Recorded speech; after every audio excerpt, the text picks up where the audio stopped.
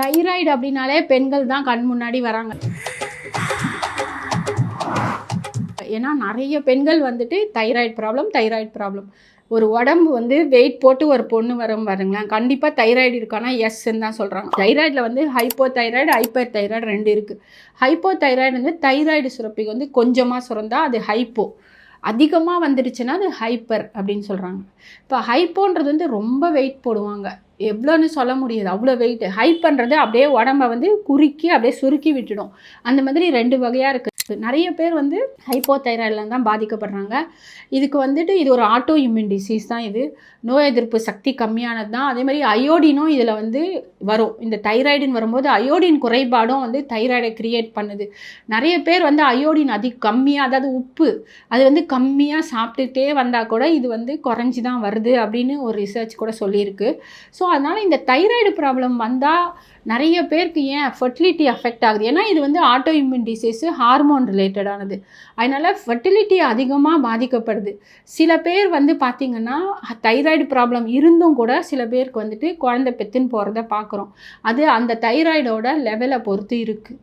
So அதனால் இந்த தைராய்டை வந்து நம்ம வந்து கண்ட்ரோலுக்கு கொண்டு வர முடியுமானா கண்டிப்பாக கொண்டு வர முடியும். இது வந்து நீங்கள் மெடிசன் எடுத்துக்கிட்டு இருக்கிறவங்கள பார்த்தீங்கன்னா கண்டிப்பாக இதனோட சிம்டம், இதனால் வந்து எவ்வளோ பாதிப்பு வரும்னா கண்டிப்பாக பாதிக்கும். முடி கொட்டிடும், அவங்களுக்கு உடம்பு ரொம்ப பெருசாகிடும், அவங்களால சாப்பிட முடியாது, சுகரும் கூட வரும். ஏன்னா இதெல்லாம் ஹார்மோன்ஸு. ஸோ எல்லாமே வரத்துக்கு வாய்ப்புகள் அதிகம். தைராய்டு வந்ததுன்னா உடம்பு வலி ஜாஸ்தி இருக்கும், அவங்களால வந்து ஒரு நிம்மதியாகவே இருக்க முடியாது. ஸோ இந்த மாதிரி இருக்கிறவங்க எல்லாருமே வந்து தைராய்டு வந்துருச்சா அவ்வளோதான் அப்படின்னு நினைக்காதீங்க. தைராய்டு ப்ராப்ளத்தை அக்குபங்க்சரில் ஈஸியாக சரிப்படுத்தி இருக்கிறோம் நிறைய பேருக்கு. அதனால் தைராய்டுக்கு வந்து டெய்லி மெடிசன் எடுப்பாங்க. அந்த மெடிசனோட டோசேஜ் கூட்டிக்கிட்டே போயிட்டுருப்பாங்க. எவ்வளோ வயசானாலும் சரி தைராய்டு இருந்துட்டு தான் இருக்குது.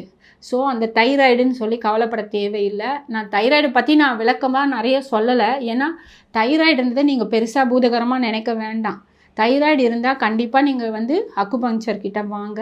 அக்குபங்க்சரிஸ்ட்டு கண்டிப்பாக உங்கள் தைராய்டை ஈஸியாக சரிப்படுத்திடுவாங்க. அப்புறம் நீங்கள் மெடிசனே எடுக்க தேவையில்லை, ரொம்ப வந்துட்டு ஹெல்த்தியாகவே இருக்க முடியும். தைராய்டு இருக்குதுன்னு சொல்லி கவலைப்படாதீங்க.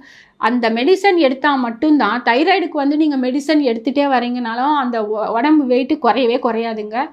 நீங்கள் வந்து தைராய்டு இருக்கிறவங்க பட்டினியாக இருந்தீங்கன்னா கூட குறைய மாட்டீங்க வெயிட்டு. எப்போ குறைவீங்கன்னா அந்த ஹார்மோன்ஸை வந்து பேலன்ஸ் இல்லாமல் இருக்கிற, இம்பேலன்ஸாக இருக்கிறவங்க தைராய்டை பேலன்ஸ் படுத்தினா மட்டும்தான் வெயிட்டு குறையும். அது யார் பண்ணுவான்னா எனக்கு தெரிஞ்சு நான் அக்குபங்க்சரிஸ்டால் முடியும். கண்டிப்பாக நிறைய பேருக்கு இதை பண்ணிட்டு இருக்காங்க. ஸோ நீங்கள் வந்து கண்டிப்பாக தைராய்டுலேருந்து வெளியே வரணும்னு நினச்சிங்கன்னா, உங்கள் உடம்பு வெயிட்டை குறைக்கணும்னு நினச்சிங்கன்னா பட்னியாக இருந்து பிரயோஜனம் இல்லை. அதனால் நீங்கள் வந்துட்டு அக்குபங்க்சர் ட்ரீட்மெண்ட் எடுத்துக்கோங்க.